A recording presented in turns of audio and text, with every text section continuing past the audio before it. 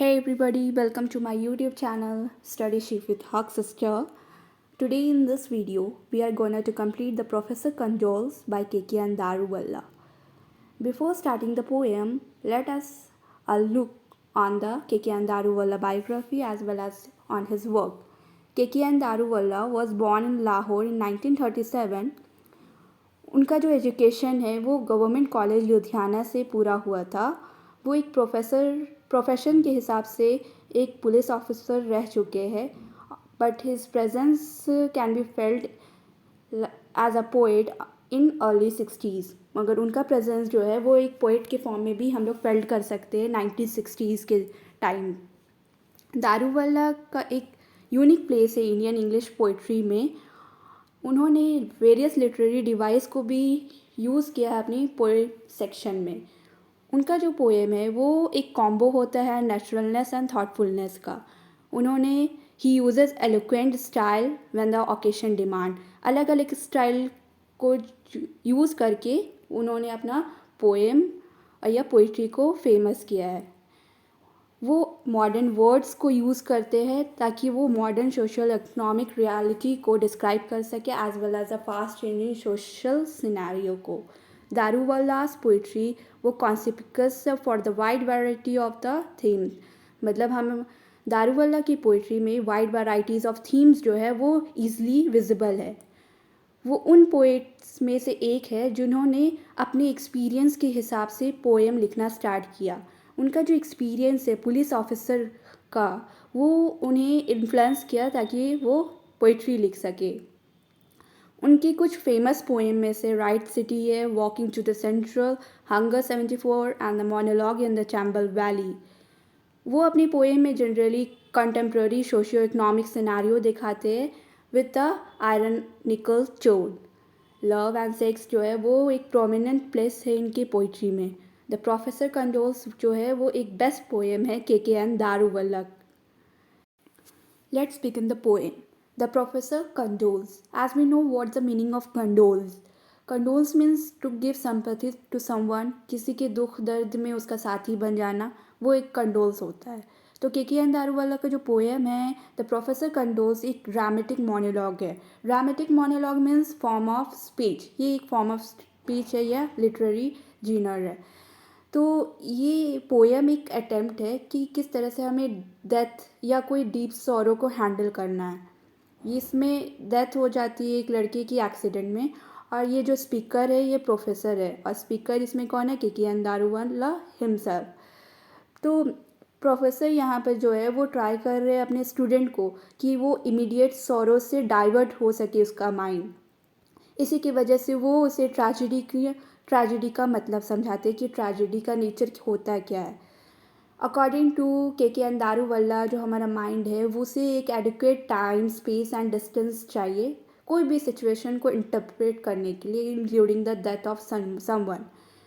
इसी कॉन्टेक्स्ट में दारूवल्ला कमेंट करते हैं कि I try and involve my self with attitudes two things rather than the incident itself. A student 11-year-old boy is run over and killed by a car. एक student है, उसका भाई जो 11 साल का था उसको एक कार ने क्रश कर दिया. स्टूडेंट जो है वो प्रोफेसर के पास आया ताकि उसे सपोर्ट मिल सके या उसे सिंपैथी मिल सके. Professor thinks that the student mind must be diverted. तो प्रोफेसर के दिमाग में आया कि स्टूडेंट का माइंड डाइवर्ट किया जाए ताकि वो ये डीप सॉरो से निकल सके.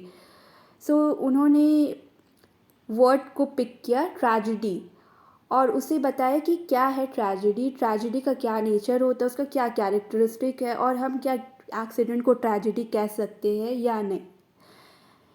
Student must have been angry. ये जो स्टूडेंट है ये बहुत एंग्री था वो ड्राइवर से जो उसके भाई को अपने कार से हिट किया. प्रोफेसर वो चाहते थे कि ये जो स्टूडेंट है वो उसके गुस्से को ठंडा करना चाहते थे. प्रोफेसर ने उनको बताया, उस बच्चे को बताया कि ट्रेजेडीज़ जो है वो राइटर्स के द्वारा बनाया गया है. ट्रेजेडीज़ जो वर्ड है वो हमारी लाइफ से बिल्कुल ही अलग है. ये एक लिटरेचर का ही पार्ट है, ये राइटर्स ने बनाया है। मगर जो एक्सीडेंट है वो डिप्रेवेटिव ऑफ सरकमस्टांसेस है कि ये सरकमस्टांसेस कभी कभी बहुत ख़राब हो जाते हैं हमारे साथ। रैंडम प्लान थिंग्स मतलब किस्मत का एक प्लानिंग हमारे साथ हो जाता है, उसी को हम एक्सीडेंट कह सकते हैं। अपना रिएक्शन बताते हुए कि एक्सीडेंट क्या होता है, प्रोफेसर जो है शो करते हैं नॉसिएटिंग इफेक्ट, क्या डिप्रेविएटिंग या डिस्गस्टिंग इफेक्ट होता है एक एक्सीडेंट का थ्रू ग्राफिक इमेज। हम पोएम में देख सकते हैं various type of imagery use किया गया है ताकि पोएम को एक टोन दे सके। हाउएवर ट्रेजेडी जो है वो वर्क है लिटरेचर का। ट्रेजेडी में क्या होता है, ट्रेजेडी के अंदर ऑडियंस जो है रिपेल डिस्गस्ट नहीं होते हैं। ऑन वन हैंड ऑडियंस जो है वो आइडेंटिफाई कर सकते, पहचान सकते कैरेक्टर को। ऑन द अदर हैंड जो होता है audience must feel a little remove from the character to understand the action. Tragedy इसलिए लाया जाता है ताकि लोग समझ सके कि किसी के फ्लॉ की वजह से किसी की लाइफ में क्या इफेक्ट आ सकता है। ट्रेजेडी क्यों होता है एक ड्रामा के अंदर या एक लिटरेचर के अंदर।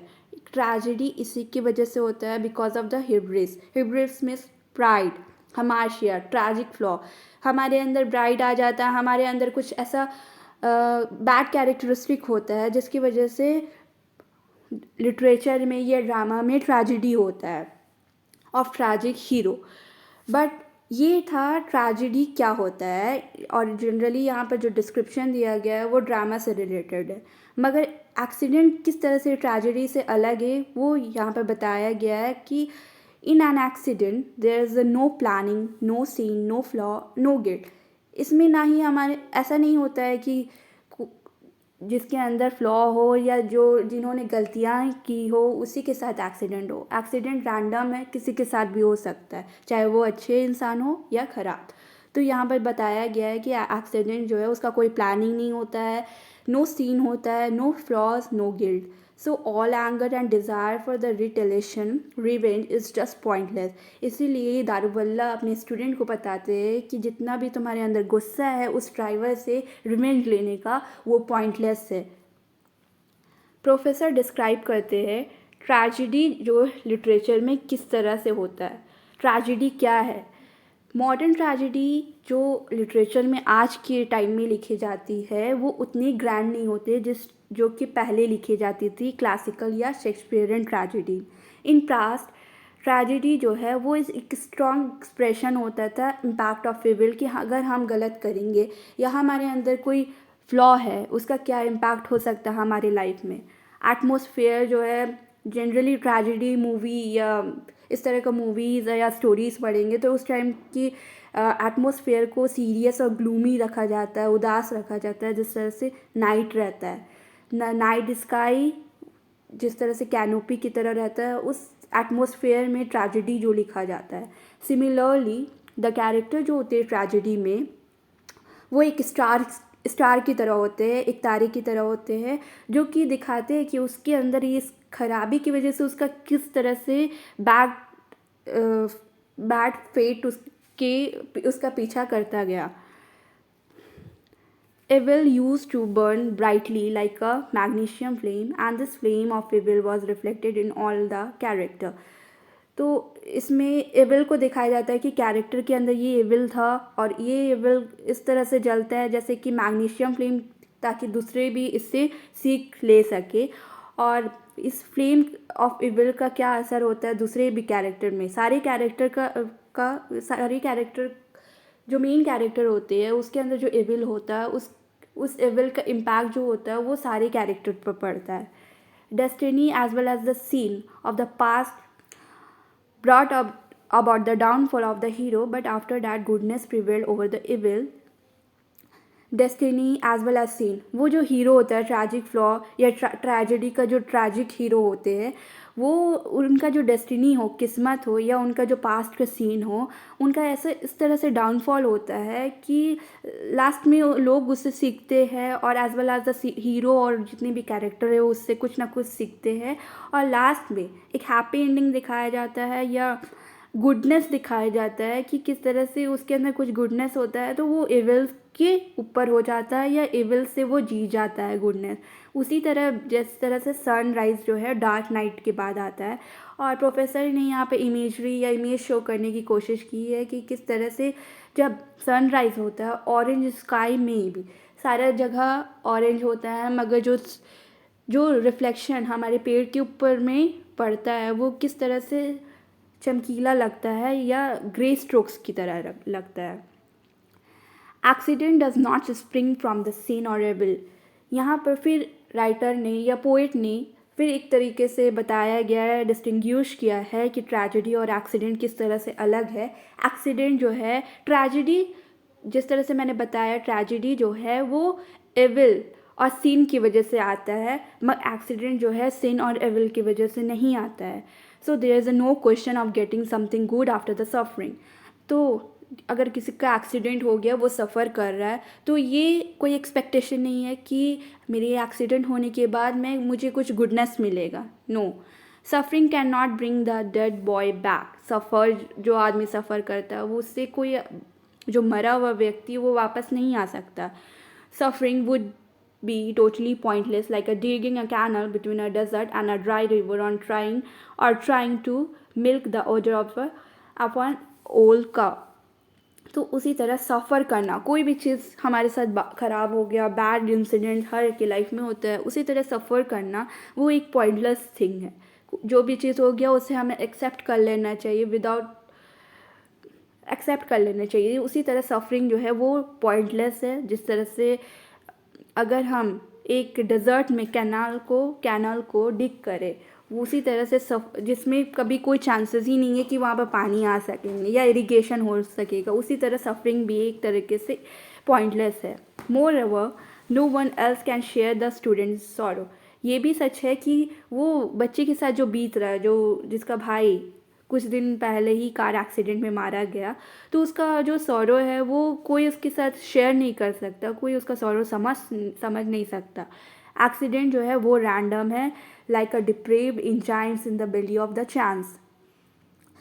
If a person wants to find out why accidents happen, अगर कोई पर्सन ये चाहता है कि हमारे साथ ये एक्सीडेंट क्यों हुआ, ये इंसिडेंट क्यों हुआ, तो जो उसके अंदर सॉरो और पेन है उसको ख़त्म कर देगा। एक्सीडेंट जो है अनजस्टिफाइड है, रैंडम है, जिस तरह से कैंसर का डिजीज़ होता है।